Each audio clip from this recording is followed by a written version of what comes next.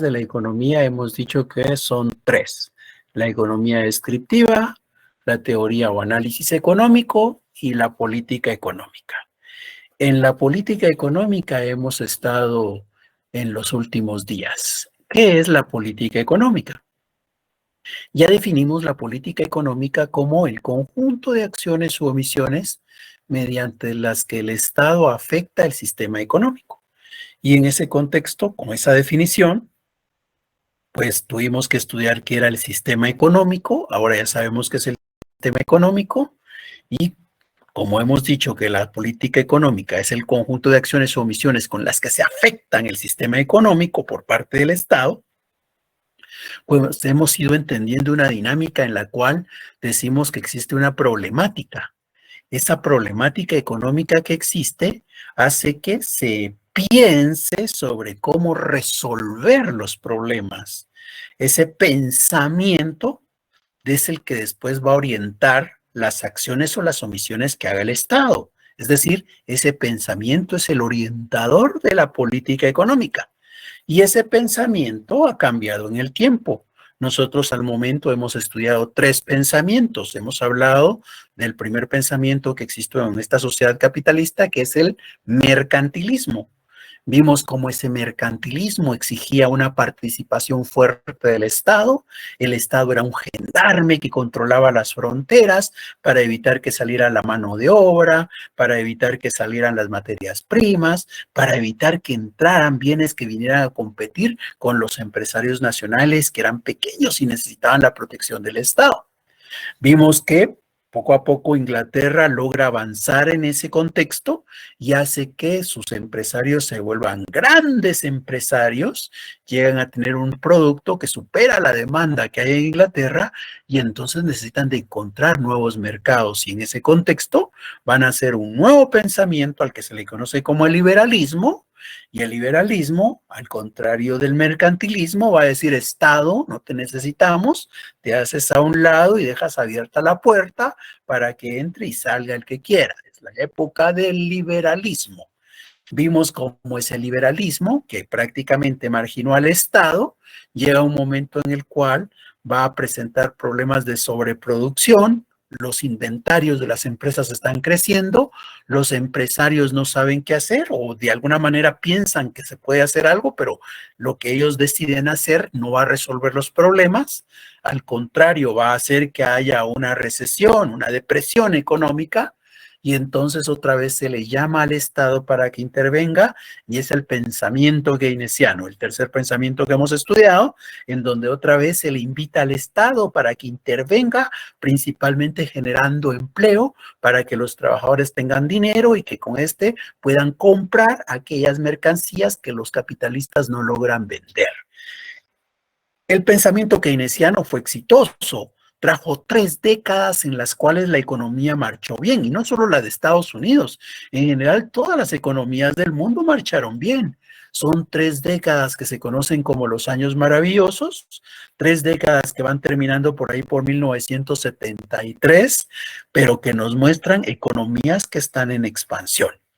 Ahora, eso es lo que pasó en Estados Unidos, que prácticamente es el centro hegemónico del mundo. Pero sabemos que Estados Unidos participó en una guerra en donde derrotó militarmente a Alemania.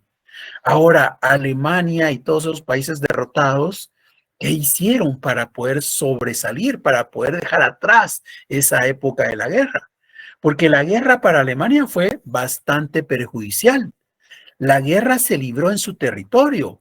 Y eso quiere decir que sus carreteras, sus redes de energía eléctrica, sus redes de comunicaciones, sus puentes, sus fábricas, todo eso quedó destruido, quedó en ruinas. Entonces, ¿qué iba a hacer Alemania para superar lo que ocurrió en la Guerra Mundial? Allá aplicaron otro pensamiento, no el keynesianismo. Aplicaron un pensamiento que se conoce como economía social de mercado. Entonces, en tanto en América estábamos aplicando el keynesianismo, allá en Alemania aplicaron la economía social de mercado. Ese pensamiento contemporáneo al keynesianismo, contemporáneo porque es al mismo tiempo, solo que en territorios distintos, ese pensamiento es el que ahora vamos a estudiar. la economía social de mercado. Pero antes de hablar de la economía social de mercado, ¿hay alguien que tenga alguna duda, alguna inquietud, algún comentario?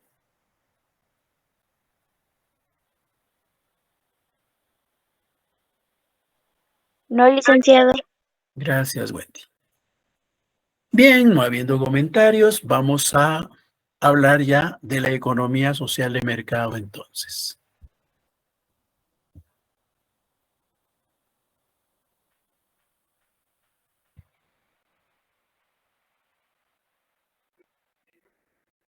Bienvenidos. Hoy vamos a hablar de la economía social de mercado. Este pensamiento nace con Alfred Müller-Armack, un alemán en la época de posguerra.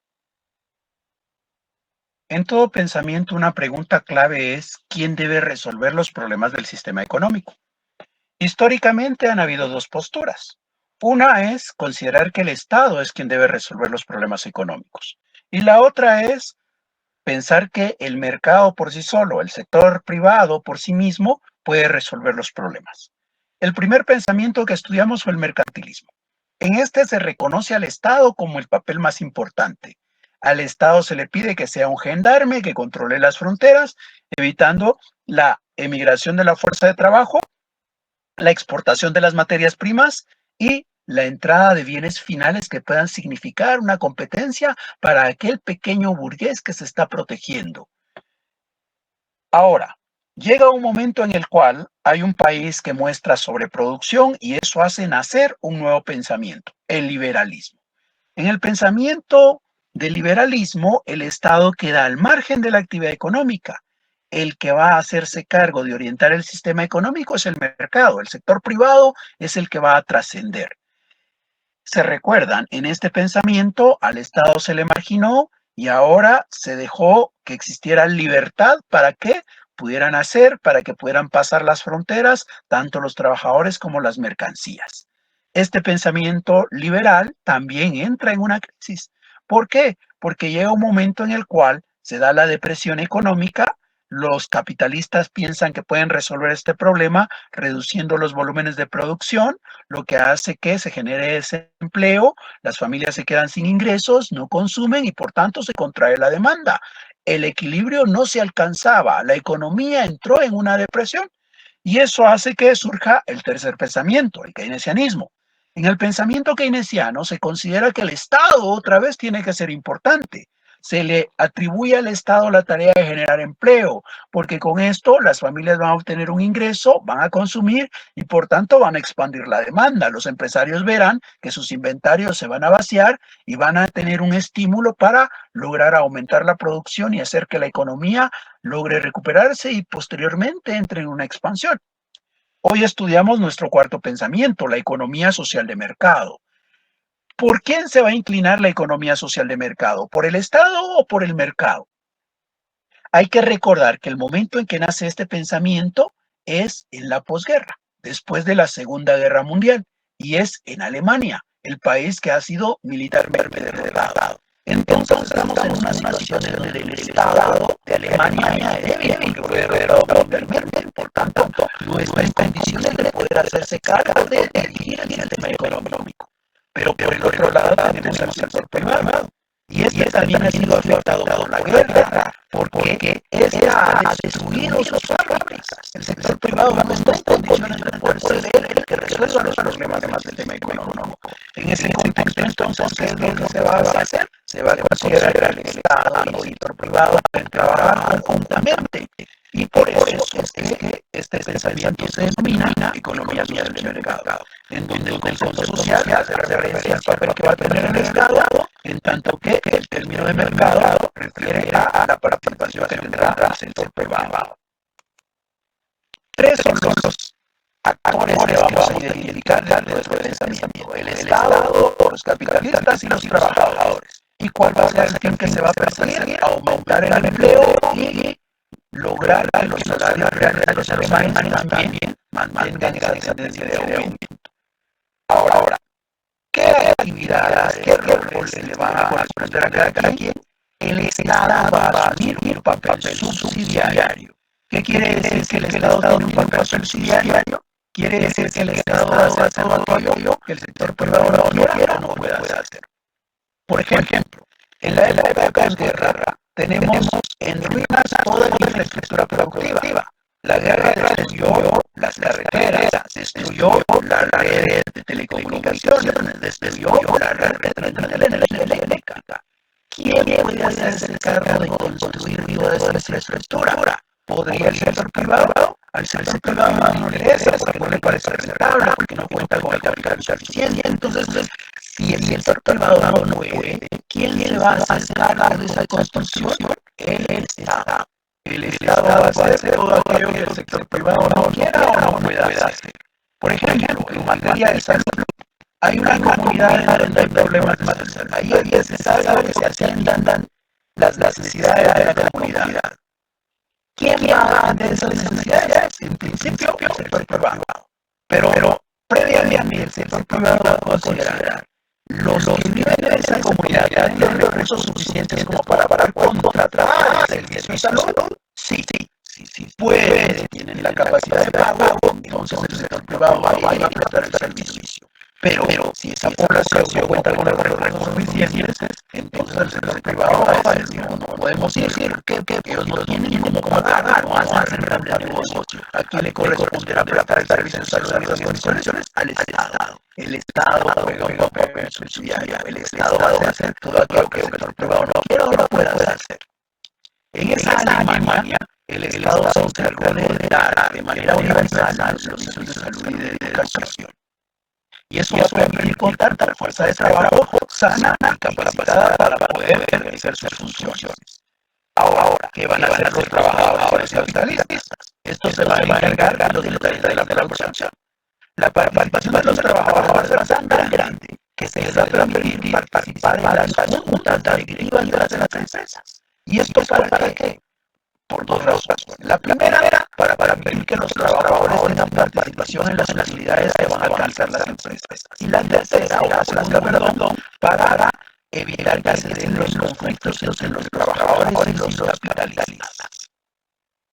Ahora, ¿qué se logró con la aplicación del pensamiento de economía social del mercado? Se logró efectivamente que la economía de Alemania tuviera una tendencia expansionista de 1948 a 1933.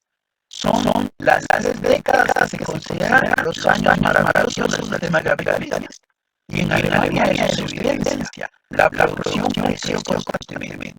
Si nosotros comparamos las tasas de crecimiento de Alemania con las que presentaban los demás países de esa época, bueno, pues resulta que entonces en la década de los 50, por ejemplo, Alemania presenta la segunda tasa de crecimiento más alta de las economías principales de ese momento. Y en la década de los 60, la tasa de crecimiento de Alemania es menor, pero todavía ocupa el cuarto lugar. Las tasas de crecimiento del Producto Interno Bruto de Alemania durante la década de los 50 y la década de los 60 nos evidencia el éxito que tuvo la economía social de mercado dentro del contexto de la economía alemana. Muchas gracias.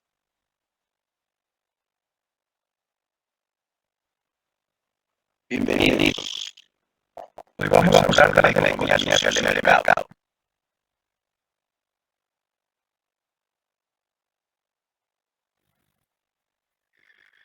Bien, entonces este es el cuarto pensamiento de la economía social del mercado.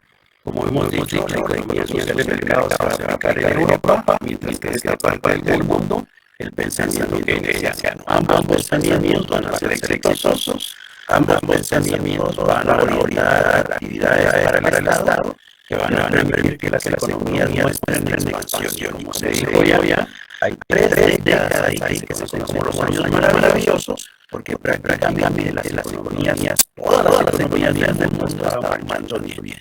Eso va a ir concluyendo por ahí 1973, cuando empiezan a presentarse los primeros problemas. ¿Alguna duda, alguien que duda, algún comentario?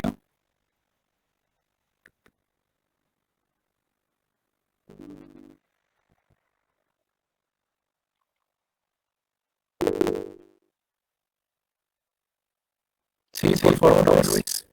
¿Qué tal? Buenas noches. Dice que duda fue ya casi al final del diálogo que presentó en relación a qué década que empezó el tema de la economía en Alemania. Esto es lo que ocurre en la época de la posguerra. Entonces estamos hablando de la Segunda Guerra Mundial libra ahí por 1939, 1944. Entonces, más o menos a partir de ahí, tenemos a Alemania ya en la ruina por la guerra, y estamos hablando del periodo que viene de 1948-1973, como los años donde la economía, en este caso, lo que tenemos en la galería es el comportamiento del PIB de Alemania, y muestra cabalmente, ¿verdad? Justamente de 1948 a 1973, los años donde se da el mayor crecimiento. Lo que no podemos notar es que ahí por 1973 podemos distinguir más o menos en la gráfica, ¿verdad? Se da como una pequeña recesión, una pequeña caída, y esas pequeñas caídas que vienen ahí y ahí en adelante son de las que vamos a hablar posteriormente. Gracias, Eli.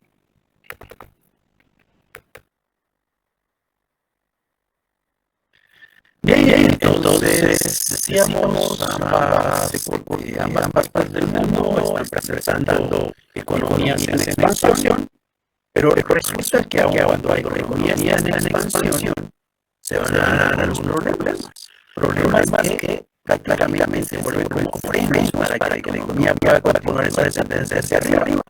Y cuando se empiezan a presentar esos frenos, pues se dice que algo hay que hacer. ¿Y quién es el que va a hacer? ¿Quién va a tener alguna intervención? Pues se piensa que el Estado puede hacer algo.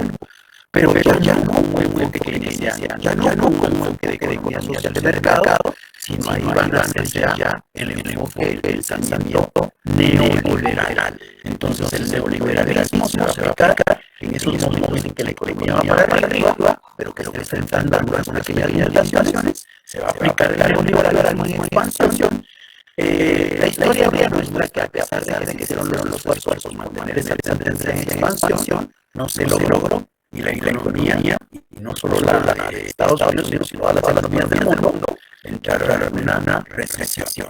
Cuando la economía entra en recesión, otra vez dicen algo hay que hacer. Cambiamos de pensamiento, no, siguieron aplicando el neoliberalismo, obviamente con medidas distintas, cuáles son diferentes, ¿verdad? Pero siempre neoliberalismo. Entonces, por eso decimos que el neoliberalismo se va a aplicar cuando la economía vaya bien, en expansión, y cuando la economía entra en recesión. Tiene dos momentos el neoliberalismo.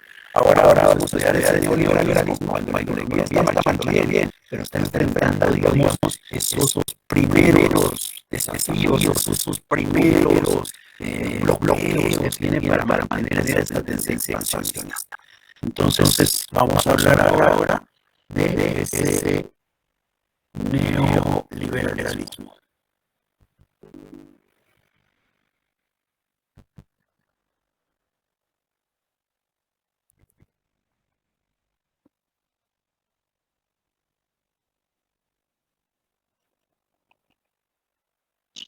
Hoy vamos a hablar de neoliberalismo. Este pensamiento se da en dos momentos.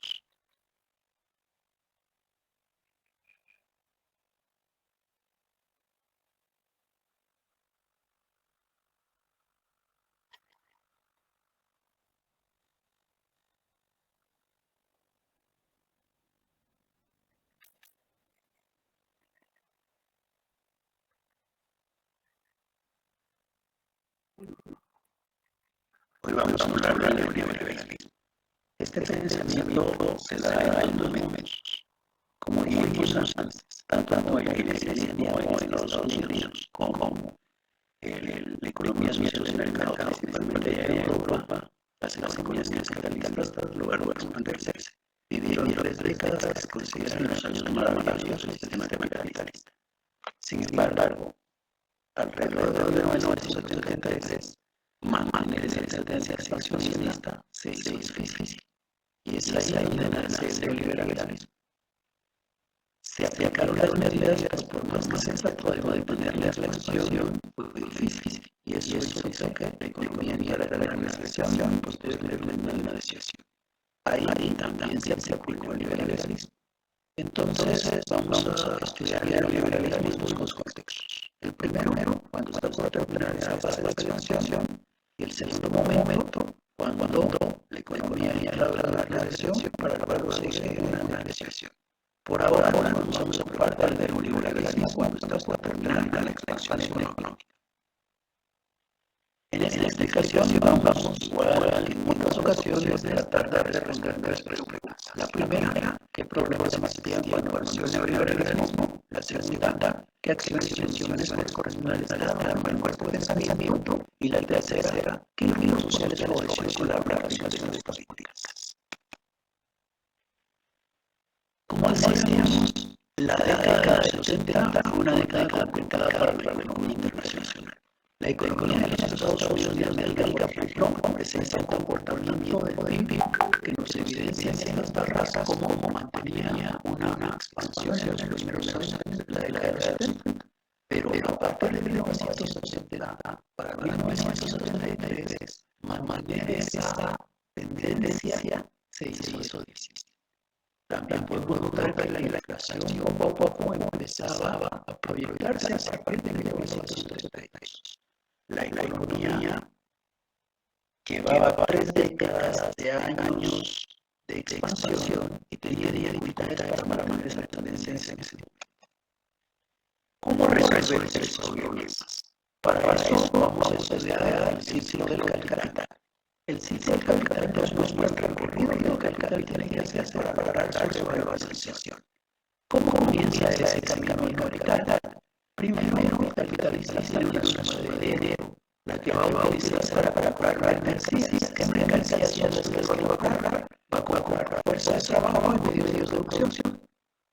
Estas fuerzas de trabajo y estos medios de producción los va a unir, los va a provocar una interacción que va a permitir la producción de mercancías.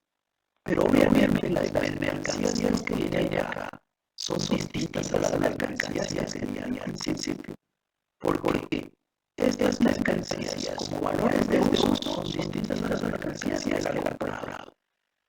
La fuerza de trabajo, los medios de producción van a servir para producir. El valor de uso que tiene la fuerza de trabajo, los medios de producción se van a evidenciar en el proceso de producción. Pero estas mercancías tienen un valor distinto. Los bienes nuevos tienen un uso diferente.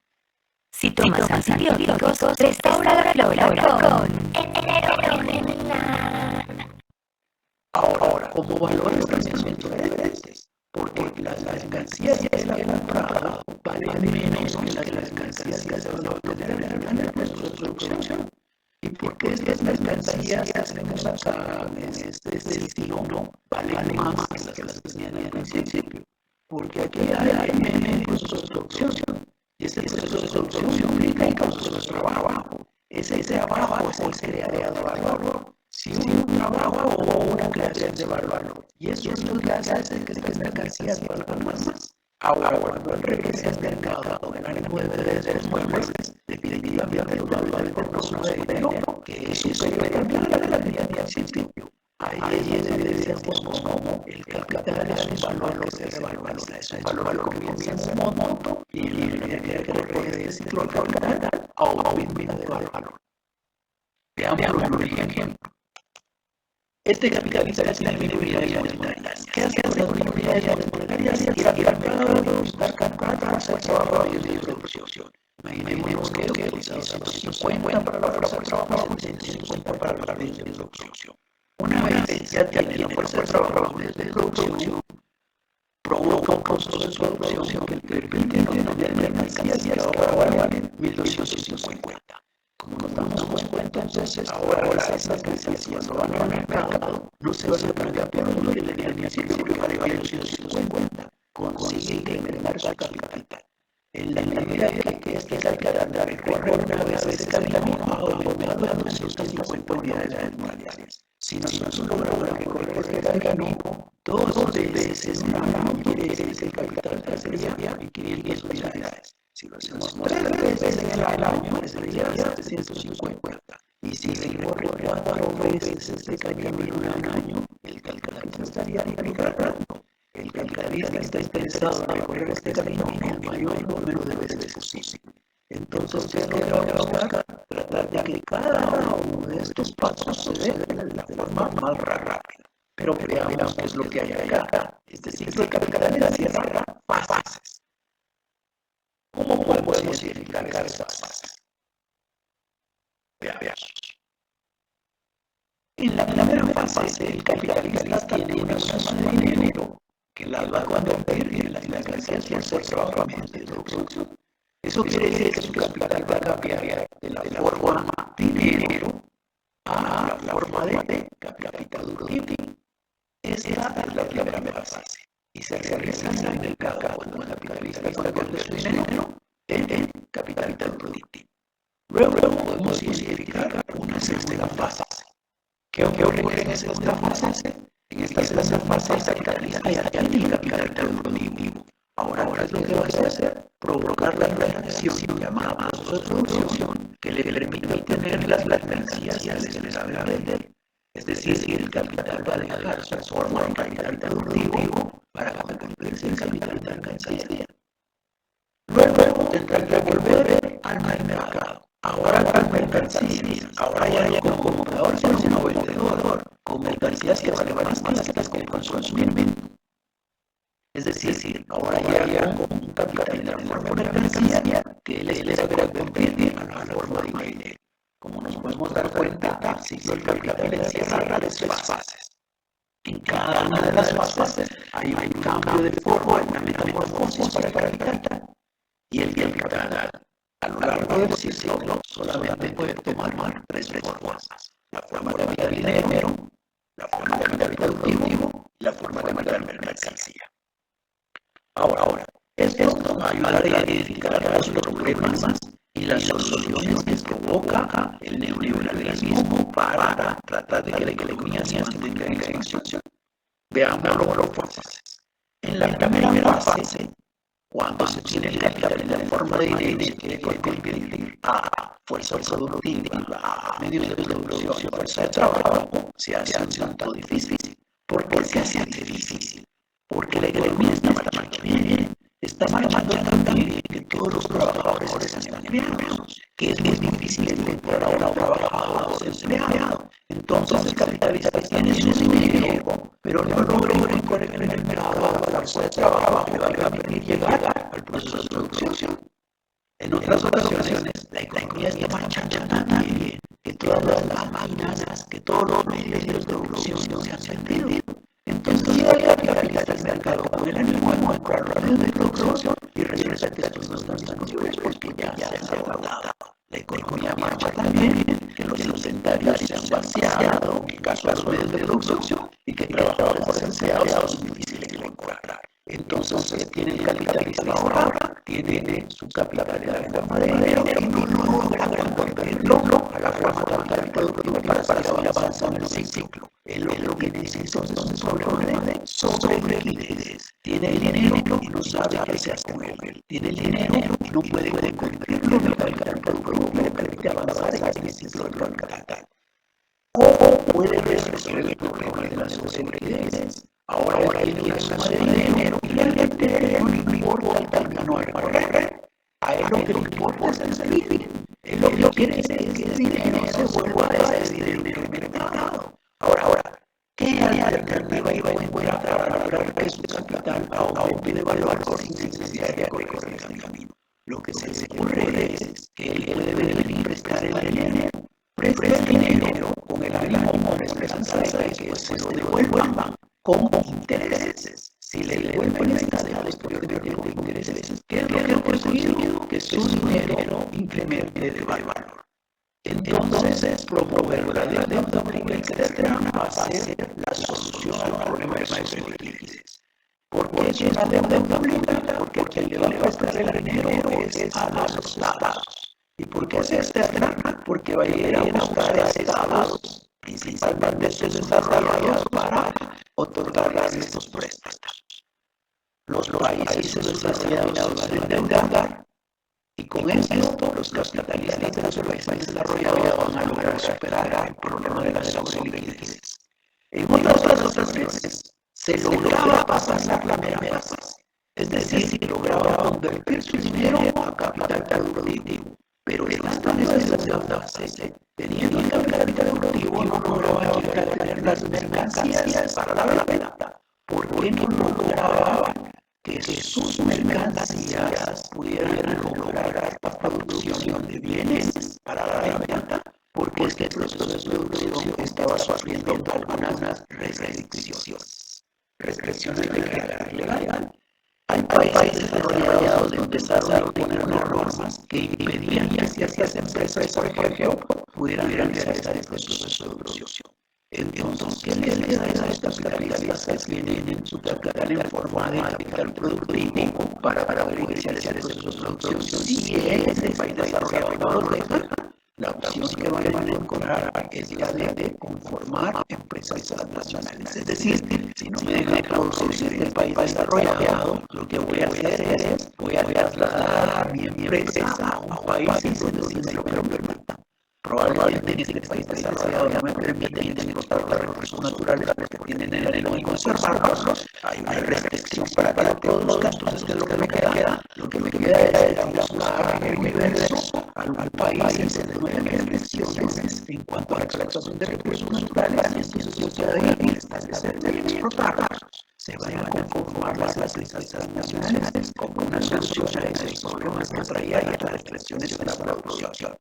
En otros casos, el problema tiene que ver con que hemos logrado pasar la primera y la segunda fase. Es decir, hemos llegado a tener el capital en la forma de mercancías, pero no logramos convertirlo en lo que el dinero implementado. Es decir, tenemos una crisis de sobreproducción. Ese problema de la sobreproducción, ¿cómo podemos resolverlo? Lo vamos a resolver si conseguimos un mercado para nuestras mercancías. ¿Y cómo conseguir el mercado? Pues ahí existe la posibilidad de celebrar tratados de libre comercio. Tratados que nos van a permitir entrar, cruzar las fronteras de otro país para ir a vender los bienes de esos países desarrollados.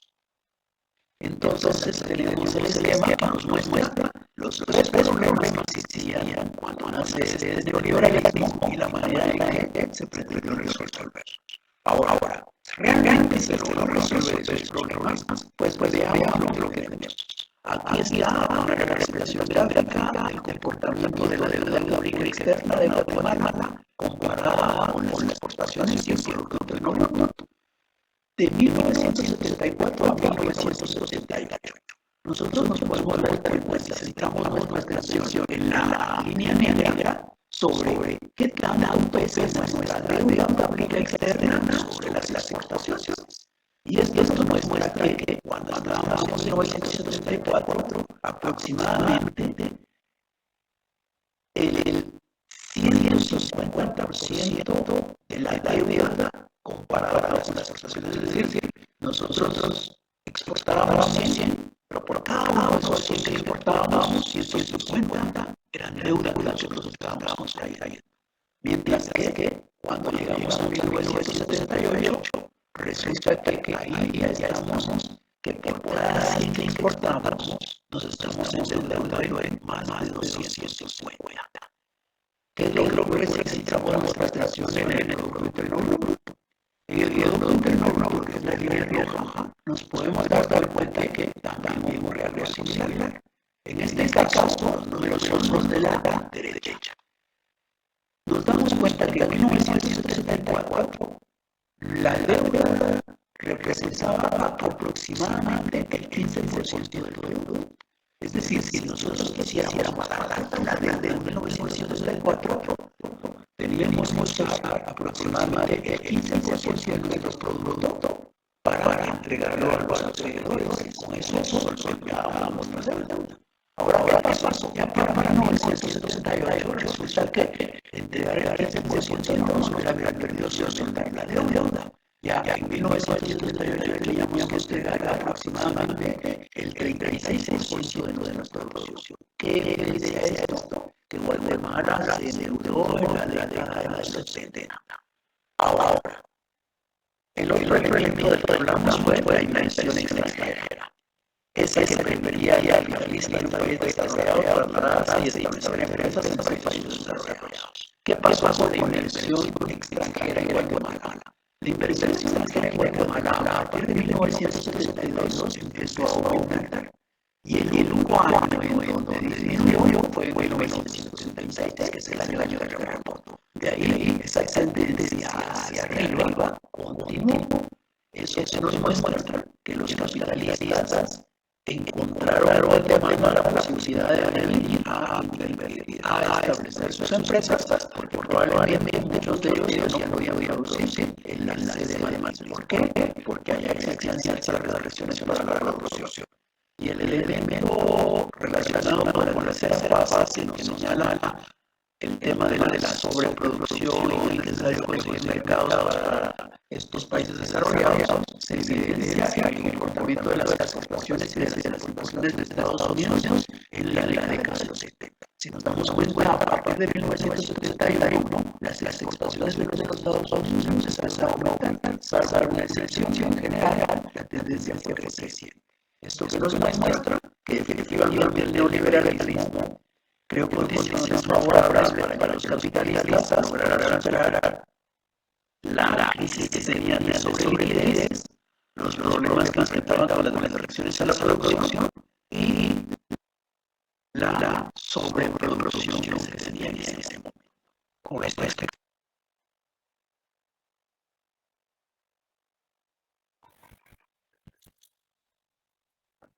bien, entonces hemos hablado del neoliberalismo.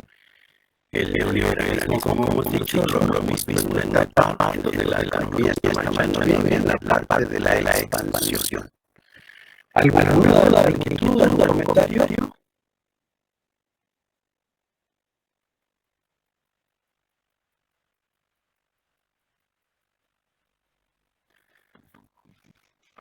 Bien, entonces veamos si podemos responder las preguntas que siempre hay orientado cada una de las exposiciones. La primera pregunta es, ¿cuáles eran los problemas que existían cuando nació este pensamiento? ¿Cuáles eran los problemas? Sobre liquidación. Sí, sobre liquidez, muy bien. La restricción a la producción y la sobreproducción. Muy bien, y esos son los tres problemas que hay, ¿verdad? Hay una sobreliquidez para los capitalistas. Para los capitalistas hay unas restricciones a la producción y para los capitalistas hay una sobreproducción. Aclaro que no es el mismo grupo de personas el que tiene los tres problemas, ¿verdad?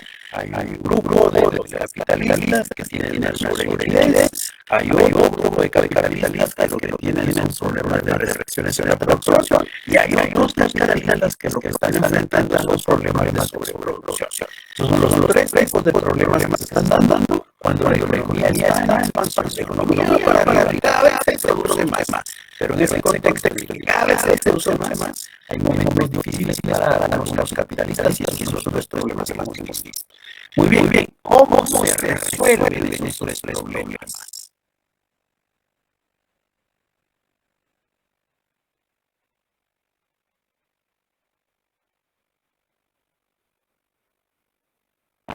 La realidad es promoviendo la pública externa y eliminar las restricciones a la producción es conformar empresas transnacionales.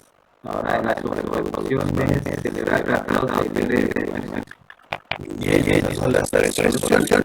Se han dado una solución para cada problema, porque los más no son iguales, cada uno tiene su propia forma de resolver.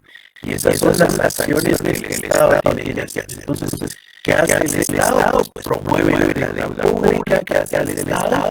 Pues permite que se conformen las empresas transnacionales, ¿qué hace el Estado? Celebra el Tratado de Libre Comercio. Esas son las acciones, esas son las soluciones con las que el Estado busca que se resuelvan esos problemas. Bien, ahora, ¿quién sale favorecido con estas soluciones? Los capitalistas. Muy bien, los capitalistas salen favorecidos, los capitalistas que tenían sobre liquidez, los capitalistas que tenían restricciones a la producción, o los capitalistas que tenían sobreproducción. Esos capitalistas son los que son favorecidos con estas acciones. Muy bien. ¿Alguna duda, alguna inquietud, algún comentario?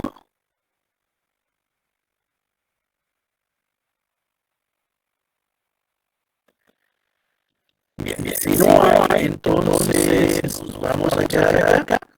Pero se recuerdan que estamos haciendo actividades de zona, ¿verdad? Ya llevamos una, esperamos hacer 4 o 5. Entonces, la segunda la vamos a hacer este miércoles. Este miércoles, próximo día que tenemos clases. Pero no va a ser durante la clase, sino va a ser durante el día. Otra vez va a ser cuestionario. Vamos a tener un formulario, el enlace va a estar ahí en Classroom, ustedes van a poder acceder. El formulario va a estar disponible desde el primer minuto del miércoles hasta un minuto antes de la medianoche. Ustedes deciden cuándo hacen el cuestionario. No tiene restricción de tiempo, no debería llevar más de 15 minutos, pero igual se presentará el tiempo que quieran. Ahí no hay restricción de tiempo, ustedes pueden usar el tiempo que quieran. Lo que sí es que no pueden venir y comenzarlo hoy, guardarlo y luego abrirlo nuevamente, ¿verdad? Porque esto tiene que ser resuelto en un solo momento. Cuando dure ese momento, no importa, puede ser una hora, media hora, 15 minutos, no importa. Entonces es en una sola acción, en un solo momento que hay que resolverlo. Ustedes deciden cuál es la hora más apropiada, en la mañana, en el día, en la tarde o en la noche. Lo que sí es que hay que tener cuidado con la restricción de que es solamente desde el primer minuto del día miércoles hasta un minuto antes de la medianoche del día. ¿Sobre qué son estas preguntas? Las preguntas van a ser sobre lo que hoy estudiamos, la economía social de mercado y el neoliberalismo en expansión. Sobre esos dos temas van a ser las preguntas en ese cuestionario de un día miércoles. ¿Alguna duda, inquietud? Sí, Jessica. Buenas noches, licenciada. Para la pregunta, va a haber notas desde la primera hora de trabajo. Sí, van a haber notas. Ahí hay que tener cuidado, ¿verdad? Que si ustedes escriben de manera incorrecta la dirección, porque la dirección que ustedes escriben en el formulario a la dirección que ustedes les mandan la nota. Si hay alguien que escribe mal su dirección, no va a recibir la notificación en ese momento, ¿verdad? Y tendrán que esperar a que se haga la aplicación oficial, porque esa que va a llegar ahí en correo, esa no es la oficial. La oficial se da después en la plataforma, ¿verdad? Entonces, si ustedes consignan mal su dirección, no les llega la aplicación. Entonces tengamos cuidado cuando llenamos los datos, porque normalmente hay personas que ahí están confundiendo su dirección, le colocan un número de más, o no escriben email, sino que mail, una tecla puede hacer una gran diferencia ahí, ¿verdad? Pero será esa dirección que ustedes consiguen que les indicará la calificación técnica. Si no consiguen la nota ahí, pues tendrán que esperarse a que se presente en cuadrilla oficial en clase. Gracias. Para servirle. Gracias. Para servirle. Bien, entonces no hay dudas, no hay inquietudes, nos quedamos acá. Nos vemos nuevamente el próximo miércoles. Ese día vamos a estudiar ya el neoliberalismo en recesión y con eso estaremos concluyendo nuestra tercera unidad, que es el contenido que vamos a evaluar en el segundo examen parcial. En el segundo examen parcial habrá parte de la segunda unidad y la tercera unidad, ¿verdad? Entonces, muchas gracias por su atención, se cuidan y estamos nuevamente el miércoles a las 18 horas. Feliz noche. Noche.